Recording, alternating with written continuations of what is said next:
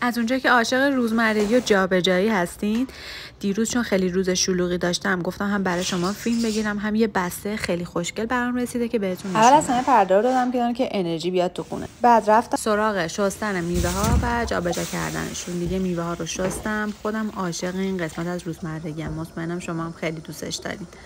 اصلا رنگ و حس تازگی این میوه ها حال آدمو خوب میکنه.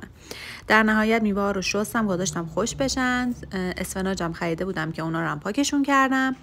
این وسط میثم زنگ زد که شام چی داریم. هیچی جز برگر مرغ به ذهنم نرسید. این وسط یه طرفا میخوام بهتون یاد بدم اگه کیسه از دستتون میفته یه چند دقیقه بگیرینش رو حرارت. در نهایت اومدم سراغ درست کردن برگرها که دستور دقیقش رو توی کپشن براتون نوشتم. بافتش به این شکله که برای یه دونه سینه میتونید اندازه 8 تا برگر در بیارید که ما بقیش رو میتونید بذارید تو فریزر و بعدا استفاده کنید. برگر رو که جابجا کردم، پستایی که برام رسیده بود اومدم جابجا کنم. بچه‌ها من مدت‌ها بود دنبال یه نزدهنده بودم که هم یخچالمو خیلی خوشگل کنه، همین که میوه و سبزیجات داخلش کپک نزنه، چون فکر کنم خیلی‌ها تجربه اینو دارن.